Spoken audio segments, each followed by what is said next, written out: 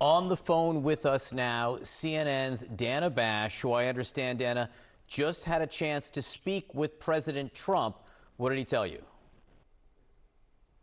Good morning, John. Yes, I mean, first question I had was about what his point of view is about the strike that Israel conducted, multiple strikes that Israel conducted last night.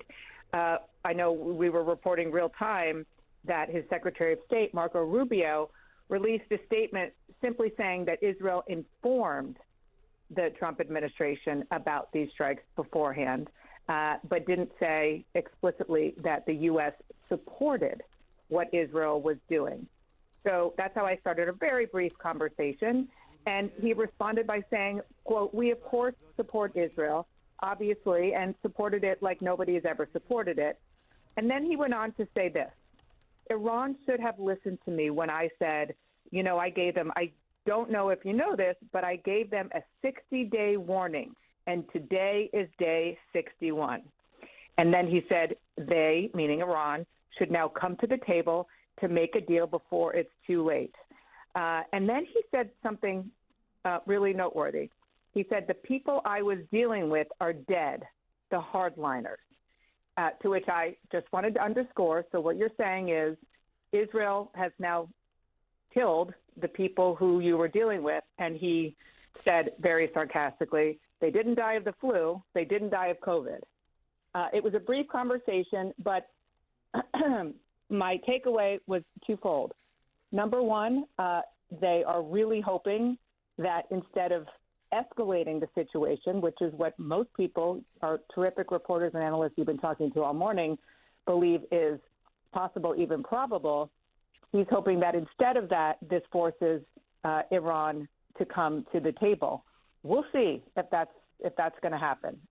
He also, he made clear he understands that it could escalate, but he is hoping now that Israel has done what it's done, that it takes another turn and de-escalates. We'll see. It sounds like such an interesting conversation, though brief, and you hit on what seems to be emerging as one of the key questions here, especially based on what Secretary of State Marco Rubio said almost immediately after the attacks began, which was basically this was Israel acting unilaterally. It's one thing if President Trump says this morning that he supports Israel. It's another if he signed off, as it were, on the attacks yesterday. And it's still hard to tell where that line is, Dan. He definitely, I mean, it's such an important point, John. He definitely did not say, I signed off on this. He said, I support Israel. We support Israel. We support Israel like no one has ever done before. And, obviously, the whole sort of reason for this line of questioning, which you wouldn't normally ask of the Trump administration when it comes to the state of Israel, particularly that government, is because of that statement that Marco Rubio put out, but also because of the really important nuance here, which is the immediate concern for retaliation by Iran, not just against Israel, but against U.S. assets in and around the region. And we didn't get deep into that conversation at all. We didn't have time, frankly. I didn't have time, but that is why I, really wanted to push him on the notion of support for Israel.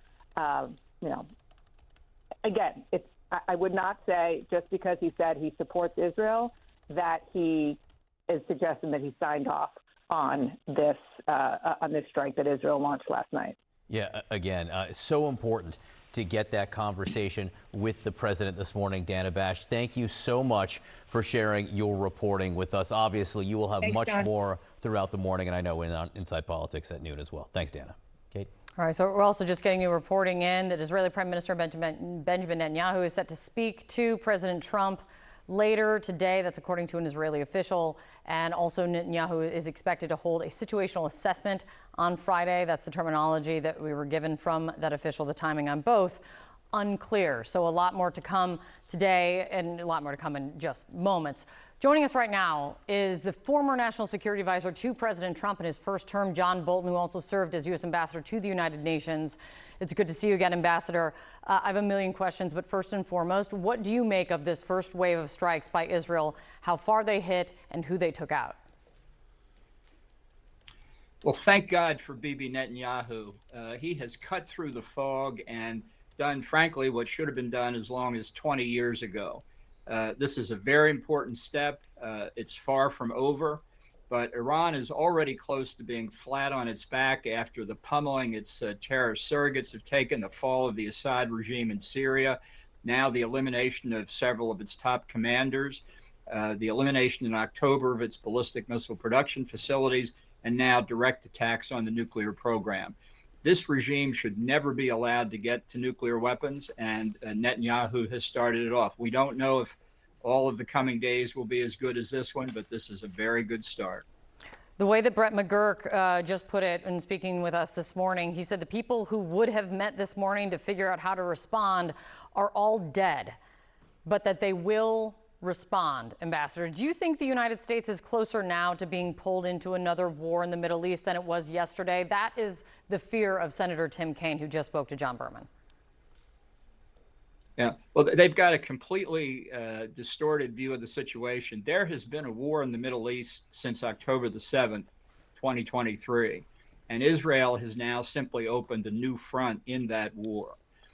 I believe the United States should be helping Israel conduct these attacks. The Iran nuclear weapons program is not an Israeli problem. It's an American problem. It's a problem of global nuclear proliferation. We let it go on far too long. What the United States needs to do now, although I don't have any idea whether the Trump administration will do it, is provide all the intelligence we can on what Iran's response might be, get American forces into the region to defend Israel, to defend our deployed forces, to defend our Arab friends in the Gulf region. And then also we should be beginning to plan phase 2 of this. Given the destruction of the Israeli military facilities, it's now time to think of the campaign for regime change in Iran, because there will never be peace and security in the Middle East until that regime is gone. I think the Israeli attacks could well constitute a major destabilizing consequence inside Iran as the people look at what the Ayatollahs and their followers have brought to the country. Marco Rubio was the first to issue the first formal statement on behalf of the United States after these attacks, talking about this was a unilateral attack by Israel. I know that you said just now, and you've told me before, that you think the United States should be helping Israel in these strikes. Even before today, you had said help them in striking nuclear facilities. Do you think that Benjamin Netanyahu would have launched this attack without some sort of go-ahead from President Trump? Absolutely. I think it's clear that as of last night, maybe the administration had been informed, or maybe they had simply heard from Netanyahu in the conversation he had with Trump on Monday that Israel was getting near the point of attacking. But I don't believe there was any implicit or explicit authorization, green light, yellow light, or blinking of the eye. But that's that's not unprecedented for Israel to act alone and to act without American permission. They did it in 1981 when they destroyed Saddam Hussein's Osirak nuclear reactor outside of Baghdad. They did it in September of 2007 when they destroyed an Iranian reactor being built by North Korea in the Syrian desert. And I think they've done it again, and good for them. Something else Tim Kaine said, Senator Tim Kaine said, Ambassador, that I wanted to ask you. He said, why torch diplomacy before it's allowed to succeed? His point is that he said he was shocked and disappointed that Israel launched this attack just 3 days before the diplomatic efforts of the nuclear talks between the U.S. and Iran were set to take place again this weekend. Before this, in our last conversation, I recall you saying that you thought these nuclear talks were going nowhere. What do you think now? Are you disappointed? I know that you are applauding this, but are you disappointed in the timing, given that talks are going to happen this weekend? There was never a chance. Let me say that again. Never a chance that Iran was going to agree to any kind of deal that we would find acceptable. And anybody who thinks otherwise just doesn't understand Iran. Look, we've negotiated with Iran for over 20 years now. And when serious negotiations started in 2003, 2004 by the Europeans, Britain, France, and Germany, it was an absolute precondition by the Europeans that they would support a civil nuclear program for Iran, but no uranium enrichment, no uranium enrichment. And they stuck with that. And the Obama administration stuck with that up until his second term, when they caved in and allowed uranium enrichment. That was the fatal flaw of the 2015 deal. And anybody who thinks that deal made America or Israel or the Gulf Arabs safer fundamentally doesn't understand the direction of the Iranian regime. So it wasn't that we didn't give diplomacy as a chance. Diplomacy had no chance given Iran's objectives. Even saying that, do you think these talks are dead at this point? Look, these talks are a waste of oxygen. Ambassador, thank you for coming in as always. I appreciate your time.